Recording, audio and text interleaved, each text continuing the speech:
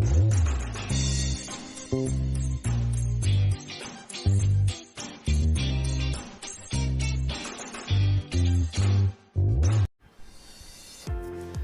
Morning सभी को। कैसे हो आप सभी? आशा करती हूँ आप सभी स्वस्थ होंगे। कोरोना महामारी के इस दौर में कई तरह की परेशानियाँ आ रही हैं, तो आपको भी टीचिंग संबंधी बहुत सारी प्रॉब्लम आ रही होंगी। परंतु कुछ हमारे अधूरे जो टॉपिक रह गए थे, उनमें कई बच्चों की मांग आई कि जो भी मेरे द्वारा PDF डाली गई है उसमें आवाज़ और होनी चाहिए, जिससे आपको थोड़ा सा सहयोग मिल जाए। तो हमारे जो सूक्ष्म शिक्षण की क्लासें अधूरी रह गई थी, जिनमें हमारी तरफ से तो आपको बता दिया गया, लेकिन कई सारे उदाहरण आपको बनाने थे, आपको प्रैक्टिस करनी थी। तो उसके अभ्यास के लिए मैंने एक एक कौशल के कई सारे उदाहरण यहाँ दे दिए हैं। आप इनकी हेल्प लेकर के खुद अपनी नोटबुक में इन्हें तैयार करें और बार बार अभ्यास करते रहें, जिससे आपका कार्य रुके नहीं और आपकी जो शिक्षण प्रक्रिया है वो निर्बाध रूप से आगे चलती रहे। तो इसके लिए आज देखते हैं, हमने आपको बोर्ड एंट्री करना वो तो सारा कुछ सिखाई दिया, प्रस्तावना कौशल अपना हो गया, श्यामपट्ट भी हो गया। अब बात करते हैं हम प्रश्न कौशल की। तो आप देखें, प्रश्न कौशल में आपको इस तरह से एक प्रोफॉर्मा अपनी नोटबुक में तैयार कर लेना है, जिसमें ऊपर वाली एंट्री तो आप सभी को आती ही हैं। और इसके लिए आपको क्या करना है, एक जो है वो आपको लगा देनी है। यहाँ आपको ध्यान देना है, आपको इस तरह से ये जो डायग्राम दे रखा है, इसमें इस तरह से लाइनें खींच लेनी है आपके रजिस्टर में। पूरा पेज आपको ख़राब नहीं करना है। एक ही में आप 2 उदाहरण भी बना सकते हो या फिर अपने तरीके से अच्छे ढंग से आप बनाते हो। तो सबसे पहले आपको एक क्रम संख्या का खींच देना है, इसमें दे रखा है, देख लीजिए। इसी तरह से दूसरा जो होगा, यहाँ आपको शिक्षक यानी छात्र अध्यापिका क्रियाएँ यहाँ आपका आएगा, चाहे शिक्षक हो या शिक्षिका। तो यहाँ शिक्षक क्रियाएँ आएंगी, इधर आपकी छात्र छात्रा क्रियाएँ आएंगी। प्रश्न कौशल के लिए आपको बता दिया था नियम, जो भी प्रश्न पूछे जाएंगे वो विषय वस्तु से संबंधित होने चाहिए। यहाँ प्रस्तावना कौशल की तरह कोई बाध्यता नहीं है। बाध्यता वो नहीं रहेगी कि पहले जब हमने क्वेश्चन किए थे तो नंबर 1 का जो आंसर आ रहा था, हमारा अगला प्रस्तावना में उसी से उत्तर निकलना था। ऐसी कोई बाध्यता इसमें नहीं है। यहाँ जो भी प्रश्न पूछे जाएंगे उनमें क्रम का ध्यान रखना है, क्रम का ध्यान रखते हुए ही इस पर आगे बढ़ना है। प्रश्नों की संख्या 8 से 10 होनी चाहिए, बहुत ज़्यादा कम भी नहीं होने और बहुत आपको ज़्यादा संख्या भी नहीं। जितने भी प्रश्न आपके द्वारा पूछे जा रहे हैं वो सहज सरल ऐसे होने चाहिए जो बच्चों को आसानी से समझ आ जाए। प्रश्न बहुत बड़े नहीं होने चाहिए, उनकी जो है भाषा वो कक्षा के स्तर के अनुसार होनी चाहिए। अब यहाँ 6 समय अवधि वगैरह इनके बारे में तो आपको बता ही दिया है, 5 से 6 मिनट का समय होना चाहिए और जो भी टोटल इसका है तो ये भी आपका इतना ही है। यहाँ आपको ध्यान देना है, प्रश्न पूछते समय आपके द्वारा उच्चारण जो है वो स्पष्ट रूप से किया जाए। तो इसके लिए देखिए, आप यहाँ प्रस्तावना की तरह कोई भी बाध्यता नहीं है।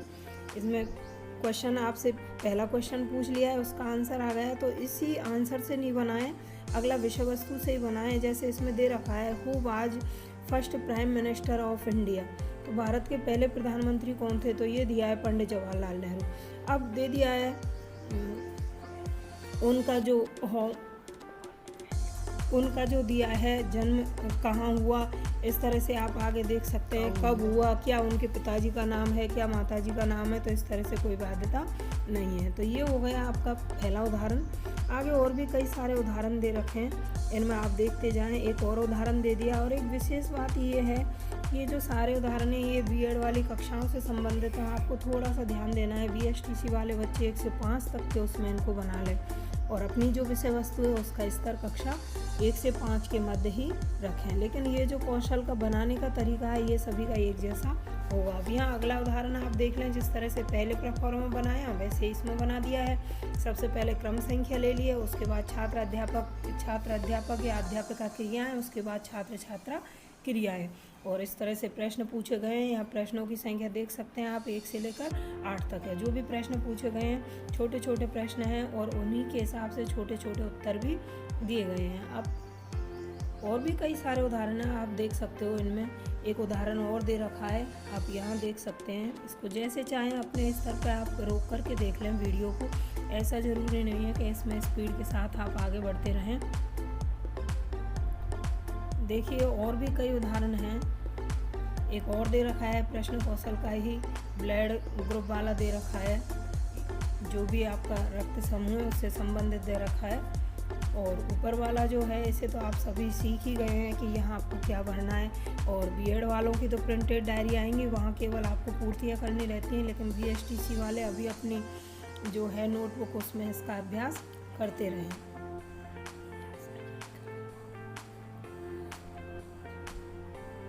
यहाँ भी देखिए अगला और दे रखा है उदाहरण, गैस से संबंधित दे रखा है।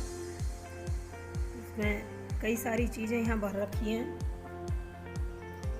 कौशल का नाम पूछा है, प्रश्न कौशल दे दिया है, विषय पूछा है, ये दे दिया है रसायन विज्ञान का, प्रकरण जो है अक्रिय गैस का है, और कक्षा दे रखी है इसमें 10th। समय अवधि वही 5 से 6 मिनट की रहेगी। ये थोड़ा सा गलत कर दिया है इसमें। तो ये छोटी मोटी बातें अंदर भी आपको मिलेंगी। कई उदाहरण में मात्रा संबंधी इस तरह की कोई प्रॉब्लम हो सकती है, तो उसे आप अपने स्तर पर ठीक कर लें। ऐसा नहीं है कि आप इसी के अकॉर्डिंग आगे बढ़ते रहें।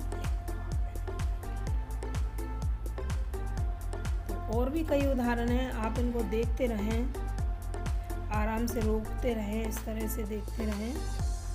बहुत ही सरल सीधी भाषा में इनको बनाया गया है, कई सारे उदाहरण दिए हैं। ये देखिए और भी। और आप सभी को यही उदाहरण नहीं उतार लेने हैं, अपने आप इनकी हेल्प ले सकते हैं। इनसे हेल्प ले करके आप अपने स्तर पर तैयार करें।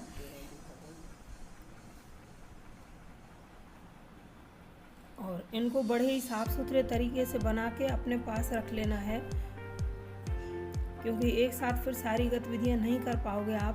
तो ये हमारा जो चल रहा है प्रश्न कौशल है।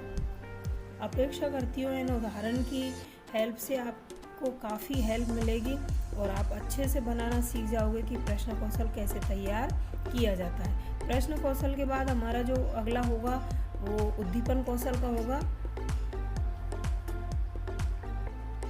देख लीजिए, इस तरह से आप देख करके अपनी तैयारी को जारी रखें। इस तरह से आप बनाते रहें। और अगर फिर भी कोई दिक्कत आ रही है तो व्यक्तिगत रूप से आप कॉल कर लीजिए, पूछ लीजिए। पर अपना जो अध्ययन है उसमें निरंतरता बनाए रखें। आप सबको मोबाइल नंबर मैंने दे ही रखा है 7728813981। इस वाले पे आप संपर्क कर सकते हो। तो देख लीजिए, इतने सारे उदाहरण इसमें दे रखे हैं। इसमें पहला उदाहरण दे रखा है, फिर अगला दे रखा है।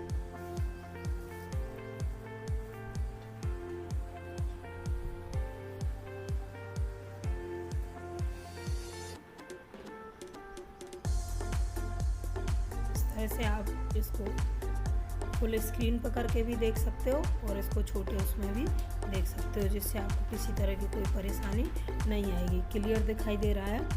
अपेक्षा करती हूँ कि अब आपको अच्छे से समझ आ रहा होगा। आप इसके आधार पर 2 उदाहरण बना करके भेजोगे मेरे उस पर, पर्सनल उस पर।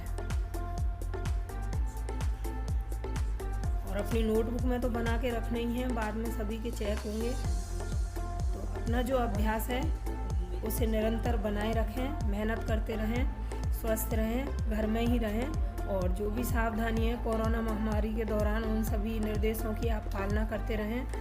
और भगवान से आशा करें, प्रेयर करें कि ये महामारी जल्दी से दूर हो जाए और सारी गतिविधियां सुचारू रूप से चलती रहें। इस तरह से हमारे 8-10 क्वेश्चन जो है हमारा स्किल, उसके बारे में हमने देखा, जाना। बड़ी सावधानी से आप इनको बनाएं। इसी तरह देखते रहें, सहयोग